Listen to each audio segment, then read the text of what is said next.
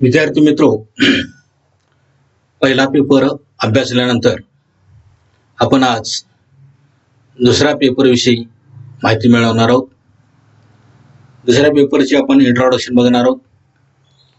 दुसऱ्या पेपरमध्ये जे आपल्याला टॉपिक अभ्यासायचे आहेत ते टॉपिक आपण थोडक्यात त्याची माहिती बघणार आहोत. दुसरा पेपर आहे रिटेल मार्केटिंग सर्व्हिसेस, त्याचा बोर्ड कोड आहे फी बी. आपला थिअरीचा पेपर सेकंड आहे रिटेल मार्केटिंग सर्व्हिसेस फी बी. याच पेपरमध्ये आपल्याला अकाउंटिंगचा अभ्यास करायचा आहे, बुक किपिंग अँड अकाउंटन्सी. या बुक किपिंग अँड अकाउंटन्सी मध्ये एकंदरीत आपल्याला 11 टॉपिक अभ्यासायचे आहेत. याच्यामध्ये चौथ्या टॉपिक मध्ये या ठिकाणी त्याचा आपण अभ्यास करणार आहोत, बुक किपिंग अँड अकाउंटन्सी. अकाउंटन्सीला आपल्याला सेपरेट 200 पेजेस वही घालायचे आहे, म्हणजे पेपर सेकंड आपल्याला 2 वह्या घालायच्या आहेत. थिअरीसाठी 1 वही घालायची आहे आणि प्रॉब्लेम सोल्युशनसाठी अकाउंटिंगच्या आपल्याला दुसरी वही घालायची आहे. तर इथे एकंदरीत आपण या पेपर सेकंड मध्ये परत 4 टॉपिक अभ्यासणार आहोत. पहिल्या पेपर मध्ये आपण 4 टॉपिक अभ्यासले किंवा 4 टॉपिक आपल्याला अभ्यासायचे त्यामध्ये आहेत. तसं पेपर सेकंड मध्ये आपल्याला 4 टॉपिक अभ्यासायचे आहेत. यामध्ये आपल्याला अकाउंटिंगचाही पूर्णपणे अभ्यास करायचा आहे. अकाउंटिंगचे 10 चॅप्टर आपल्याला अभ्यासायचे आहे. तर आपला पेपर सेकंड आहे रिटेल मार्केटिंग सर्व्हिसेस. पेपर सेकंडचं नाव काय? Retail marketing services. त्याला बोर्ड कोड नुसार फी बी असं म्हटलं जातं. हा पेपर देखील आपल्याला 100 मार्कासाठी आहे. हा थिअरी पेपर 100 मार्कासाठी आहे.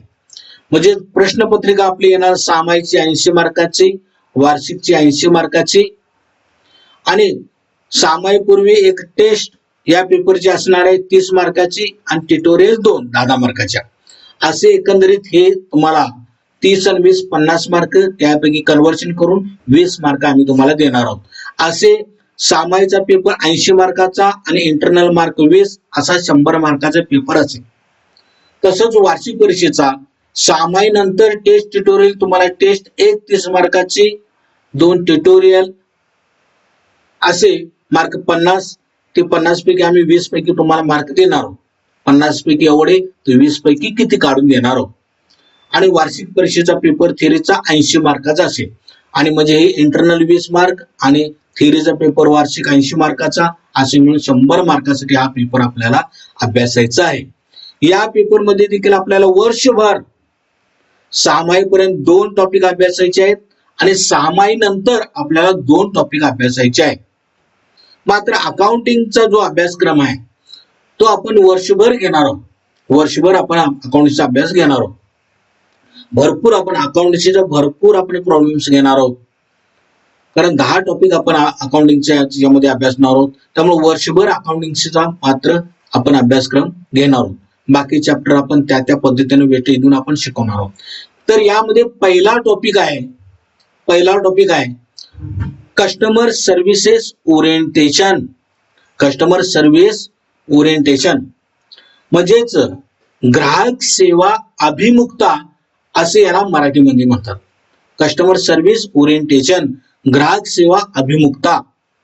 म्हणजेच ज्यावेळी एखादी कंपनी मार्केटमध्ये काम करते, ज्यावेळी एखादा व्यावसायिक मार्केटमध्ये काम करतो, त्यावेळी त्या व्यवसायाच्या दृष्टिकोनातून, व्यापाऱ्याच्या दृष्टिकोनातून, कंपनीच्या दृष्टिकोनातून ग्राहक हा अतिशय महत्वाचा घटक आहे. आता अतिशय महत्वाचा घटक का सांगा? कारण आपण ज्या वस्तू निर्माण करतो ते उत्पादक संस्था आणि आपण जो माल विक्रीला मार्केटमध्ये घेऊन येतो ती व्यापारी संस्था. या व्यापारी संस्थांचं कार्य हे ग्राहक केंद्रित आहे. म्हणजे ग्राहक हा इथं महत्वाचा घटक आहे. कारण उत्पादक उत्पादन करतो ग्राहकाने माल घ्यावा म्हणून, विक्रेता माल मार्केटमध्ये विक्रीसाठी ठेवतो ग्राहकाने तो माल खरेदी करावा म्हणून. म्हणून या ठिकाणी ग्राहकाला अनुषंगून काही सर्व्हिस देणं गरजेचं आहे. नुसता माल विकणं एवढ्यावर व्यापार होत नाही, किंवा माल नुसतंच उत्पादन करून कंपनीचं काम पूर्ण होत नाही. तो माल तशा पद्धतीने त्याची विक्री होत नाही. तर ग्राहक हा अतिशय महत्वाचा घटक आहे, कारण मार्केटमध्ये मोठ्या प्रमाणात स्पर्धा आहे आपण बघतोय की एकाच वस्तूची अनेक उत्पादनं मार्केटमध्ये आहे. साधा आपण एक शॅम्पूचं उदाहरण घेतलं, एक शॅम्पू डोके लावायची जर आपण विचारात घेतलं तर कित्येक प्रकारच्या शॅम्पूज मार्केटमध्ये उपलब्ध आहेत. आपण क्लिनिक प्लस बघतो, हेड अँड शोल्डर बघतो, आपण डव बघतो, बरं काय. आपण अनेक प्रकारच्या शॅम्पूज मार्केटमध्ये बघतो. तसंच आपण बाथ सोप बघतो. आता अंगाला लावायचा साबण, आंघोळ करताना अंगाला लावायचा जो साबण आहे त्या साबणाचे अनेक प्रकार आपण मार्केटमध्ये बघतो. मग लक्स बघतो, लाईफबॉय बघतो, संतूर बघतो, गोदरेज नंबर 1 बघतो. अशा अनेक कंपन्यांची उत्पादनं मार्केटमध्ये येतात आणि मग अनेक उत्पादक कंपन्या जर आपला माल विकण्याच्या दृष्टिकोनातून मार्केटमध्ये येत असतील तर त्यांनी कस्टमरना खुश केलं पाहिजे, कस्टमरना आपल्या कंपनीकडे, आपल्या उत्पादनाकडे आकर्षित केलं पाहिजे. म्हणून ग्राहकांविषयी त्यांचा अभ्यास असला पाहिजे. ग्राहकांना त्यांनी अनेक प्रकारच्या सेवा प्रदान केल्या पाहिजे की जेणेकरून ग्राहक खुश होईल आणि तुमच्या कंपनीचं उत्पादन तो खरेदी करेल. म्हणून या भागामध्ये पेपर सेकंड मध्ये पहिल्या चॅप्टर मध्ये आपण कस्टमर सर्व्हिसेस ओरिएंटेशन बघणार आहोत. म्हणजे मालाची विक्री करत असताना किंवा माल उत्पादन करत असताना आपल्याला कोणत्या प्रकारच्या सेवा आणि सुविधा ग्राहकाला द्यावायच्या आहेत याचा आपण या ठिकाणी विचार करणार आहोत. म्हणून या टॉपिक मध्ये meaning, definition, importance of customer आपण बघणार. म्हणजे आपल्याला ग्राहक पहिल्यांदा समजावून घ्यायला पाहिजे. ग्राहक म्हणजे कोण हे आपल्याला पहिल्यांदा माहिती असायला पाहिजे. त्याचबरोबर त्याचा अर्थ काय, ग्राहकाचा अर्थ काय, ग्राहकाची व्याख्या काय आणि ग्राहकाचं महत्व काय आहे हे आपण या भागामध्ये, या टॉपिक मध्ये अभ्यासणार आहोत. त्याचबरोबर टाइप्स ऑफ कस्टमर, ग्राहकांचे एकंदरीत किती प्रकार आहेत बघा. कारण आपण ज्यावेळी मार्केटमध्ये माल विकायला जातो त्यावेळी अनेक लोकांशी आपलं कॉन्टॅक्ट येतं. किंवा माल विकत असताना एखादी कंपनी, एखादी मेडिकल शॉप मध्ये मेडिसिन विकत असताना मेडिकल शॉप काउंटरवर अनेक प्रकारचे कस्टमर येतात. मग लहान असतात, तरुण असतात, वृद्ध असतात, काही श्रीमंत असतात, गरीब असतात, काही बोलके असतात, काही अबोल असतात, काही शांत असतात, काही बडबडे असतात, काही रागीट असतात, काही निष्णात हुशार असतात. असे विविध प्रकारचे कस्टमर काउंटरवर येतात. म्हणून कंपनीला या प्रत्येक प्रकारच्या कस्टमरना टॅकल करता आलं पाहिजे, हाताळता आलं पाहिजे. कारण जर यांना चांगल्या पद्धतीने हाताळलं तरच ते आपल्या वस्तू खरेदी करणार आहेत. म्हणून कंपनीला या प्रत्येक प्रकारच्या कस्टमर विषयीची माहिती असायला पाहिजे. म्हणून टाइप्स ऑफ कस्टमर आपण बघणार आहोत. ग्राहकाचे एकूण किती प्रकार. मग ग्रामीण ग्राहक आहे, शहरी ग्राहक आहे, देशी ग्राहक आहे, परदेशी ग्राहक आहे, वृद्ध ग्राहक आहे, बाल ग्राहक आहे, तरुण ग्राहक आहे, श्रीमंत ग्राहक आहे, अतिश्रीमंत ग्राहक आहे, गरीब ग्राहक आहे, भांडखोर ग्राहक आहे, वाद घालणारा ग्राहक आहे, शांत ग्राहक आहे, निष्णात ग्राहक आहे, टेक्निकल ग्राहक आहे. अशा विविध प्रकारच्या ग्राहकांचा इथं आपण अभ्यास करणार आहोत डिटेल मध्ये. त्यानंतर या टॉपिक मध्ये आपण कस्टमर्स ऑब्जेक्टिव्ह अँड हँडलिंग, म्हणजेच या ग्राहकांना या ठिकाणी हाताळण्यासाठी म्हणून आपण काही उद्देश त्यांचा आपण अभ्यास करणार आहोत आणि ग्राहक कसे हाताळायचे याचा देखील आपण विचार करणार आहोत. आता आपल्याला ग्राहक भांडखोर आहे म्हणून सोडून देऊन चालणार, त्या भांडखोर ग्राहकाला सुद्धा आपल्याला हाताळता आलं पाहिजे, गरीब ग्राहकाला सुद्धा हाताळता आलं पाहिजे, श्रीमंत ग्राहकाला हाताळता आलं पाहिजे, लहान मुलांना ग्राहकांना पण हाताळता आलं पाहिजे आणि तरुण ग्राहकांना पण हाताळता आलं पाहिजे. जर आपल्याला त्यांच्या सायकोलॉजीचं ज्ञान असेल, त्यांच्या वागणुकीचं ज्ञान असेल तर निश्चितपणे आपल्याला सगळ्यांना खुश करता येतं, सगळ्यांना चांगल्या प्रकारच्या सर्व्हिस आपल्याला प्रोव्हाइड करता येतात. म्हणून याचा या ठिकाणी आपण विचार करणार आहोत. आता दुसरा भाग याच्यामध्ये आहे, पहिल्या टॉपिक मध्ये दुसरा घटक आहे, उपघटक आहे कस्टमर सायकोलॉजी. कस्टमर सायकोलॉजी म्हणजेच ग्राहकाचं मानसशास्त्र. आता ग्राहक म्हणजे समाजातील सगळे लोक, तुम्ही, आम्ही या सगळ्यांचा समावेश या ग्राहकामध्ये होतो.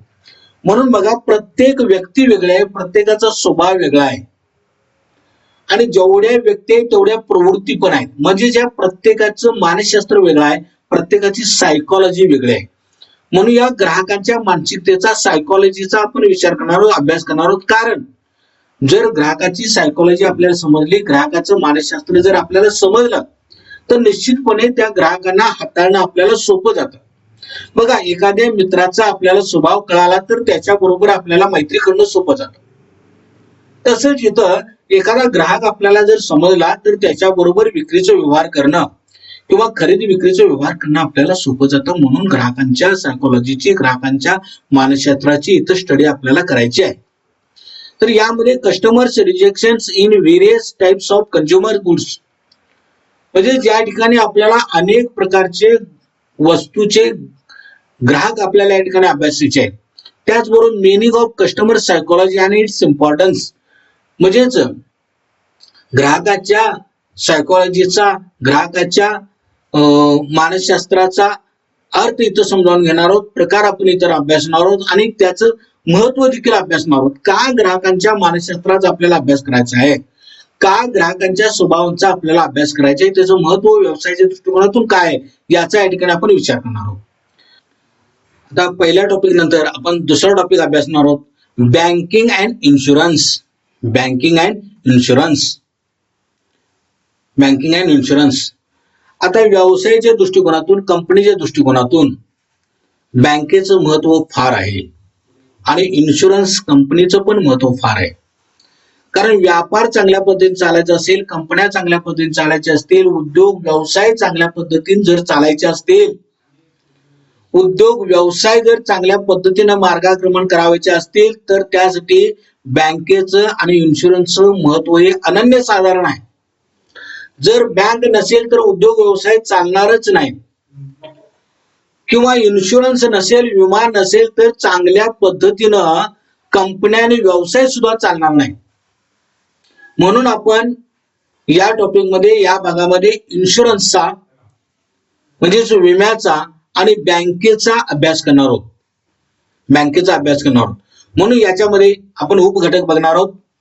एक पहिला आपण भाग म्हणणार आहोत बँकिंग, म्हणजेच बँक म्हणजे काय, त्याच्यामध्ये meaning and functions of bank, बँकेचे कार्य कोणते आहेत, बँकेचा अर्थ काय आहे.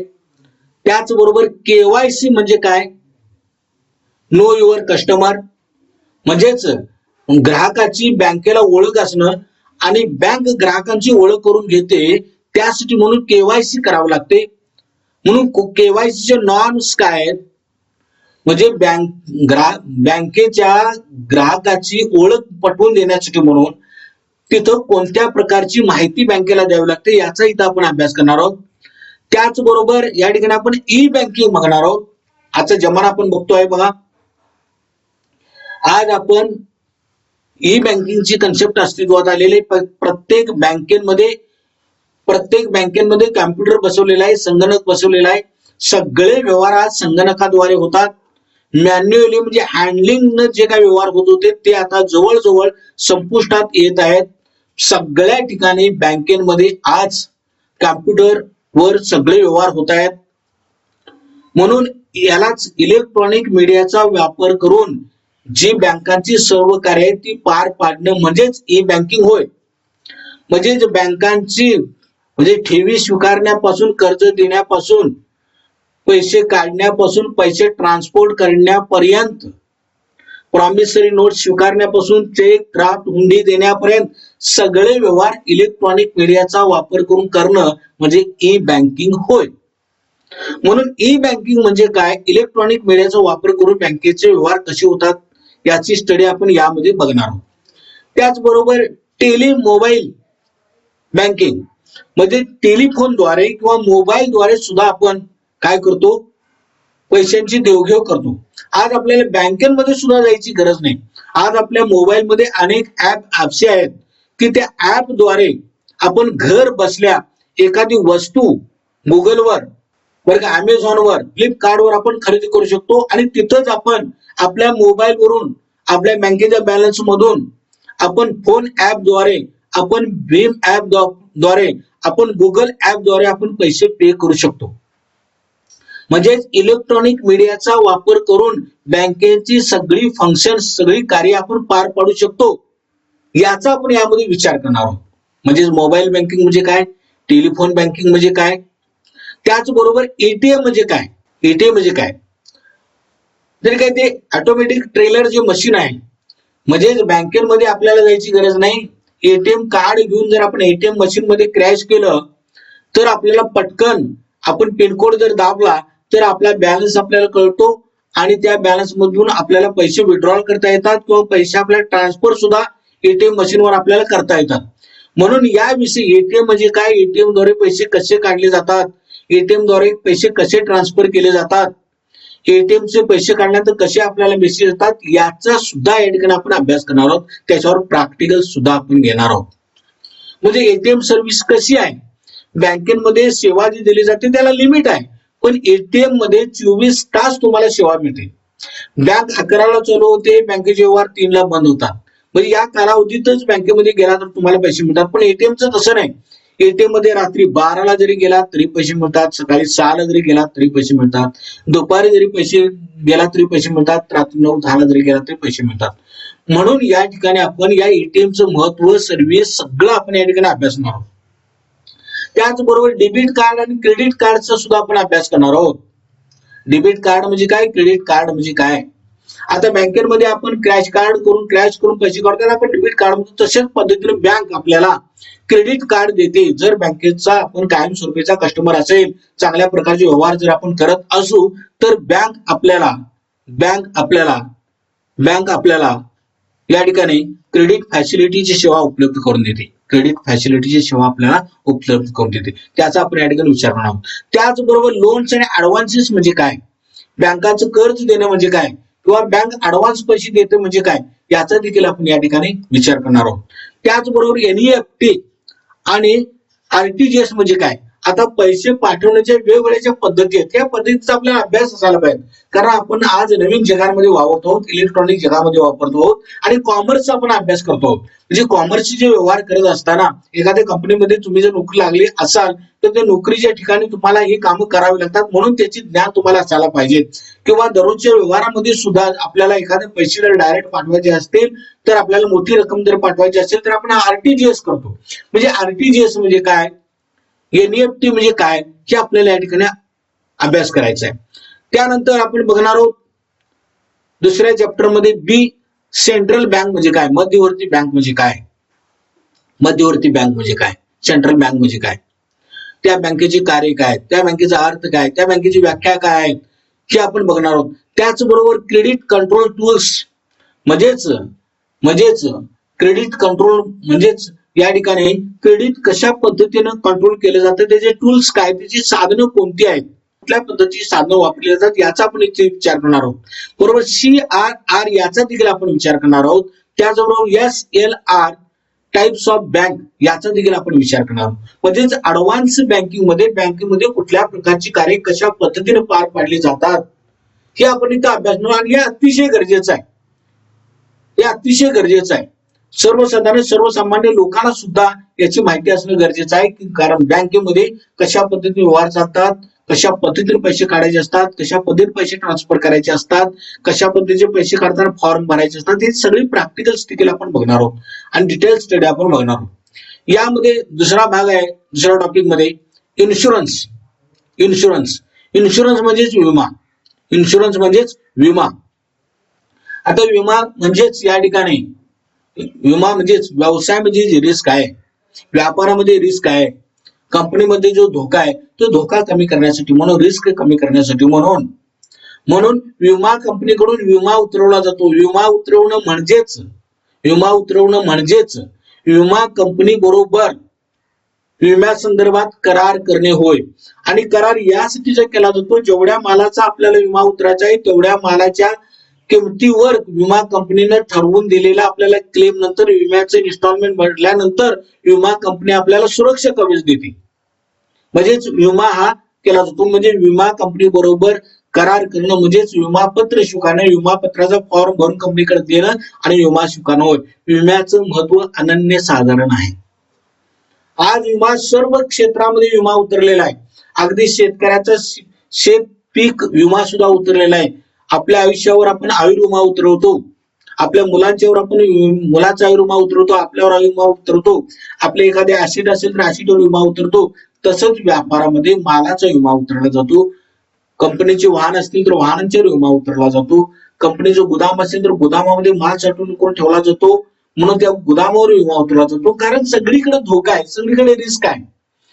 म्हणून धोका होऊन, रिस्क उद्भवून आपल्याला नुकसान होऊ नये, आपण लॉस मध्ये जाऊ नये, म्हणून त्याला विम्याचं कवच असावं. विमा जर उतरवला तर बिनधास्तपणे आपण व्यापार करू शकतो, उद्योग चालू शकतो, व्यवसाय करू शकतो. म्हणून विम्याच्या या ठिकाणी आपण अभ्यास करणार आहोत. मग या ठिकाणी introduction and meaning of insurance, definition of insurance, विमा म्हणजे काय, विम्याचा अर्थ, विम्याची व्याख्या, लाईफ इन्शुरन्स म्हणजे काय, आयुर्विमा म्हणजे काय, आयुर्विम्याचे प्रकार किती आहेत याचा आपण विचार करणार आहोत. जनरल इन्शुरन्स म्हणजे काय, जनरल इन्शुरन्स मध्ये fire insurance, insurance, product insurance, crop insurance याचा आपण या ठिकाणी विचार करणार आहोत. त्याचबरोबर procedure for settlement of insurance claim, विमा उतरल्यानंतर, विम्याची मुदत संपल्यानंतर विम्याचे पैसे कसे मिळवायचे, म्हणजे त्याचा क्लेम कसा करायचा याचा या ठिकाणी आपण विचार करणार आहोत. म्हणून या दोन भागांचा या ठिकाणी आपण डिटेल स्टडी करणार आहोत. तर पहिल्या चॅप्टर मधला एक शेवटचा घटक राहिलेला आहे, त्याचा पण थोडक्यात मी विस्तारीकरण करतो. कन्झ्युमरिझम म्हणजेच ग्राहकाविषयी या ठिकाणी आपण विचार करणार आहोत, ग्राहकांचा या ठिकाणी आपण अभ्यास करणार आहोत. कन्झ्युमर प्रोटेक्शन म्हणजे ग्राहकाला संरक्षण याचा आपण विचार करणार आहोत. ग्राहक ज्यावेळी वस्तूची खरेदी विक्री करतो, आता इंटरनेट वापरतो, त्याच्यामध्ये फसवणूक होण्याची शक्यता असते. आपण माल खरेदी केल्यानंतर तो माल डॅमेज होण्याची शक्यता असते. म्हणून कन्झ्युमर प्रोटेक्शन ऍक्ट आहे, ग्राहकाची कुठल्याही पद्धतीचं फसवणूक होऊ नये म्हणून कायदा केलेला आहे कन्झ्युमर प्रोटेक्शन ऍक्ट म्हणून, त्याचा आपण इथे विचार करणार आहोत. त्याचबरोबर meaning and definition of importance of concept consumer protection act, याची सगळी व्याख्या आणि त्याचं महत्व कन्झ्युमरिझम मध्ये आपण बघणार आहोत. त्या पहिल्या टॉपिक मध्ये हा भाग आहे, चुकून विसरून आपल्याला राहिलेला होता. म्हणजे कन्झ्युमरिझम आपण बघणार आहोत. अशा पद्धतीनं पेपर सेकंड मधील पहिले दोन टॉपिक मध्ये काय अभ्यासणार आहोत हे आपण पाहिलेलं आहे.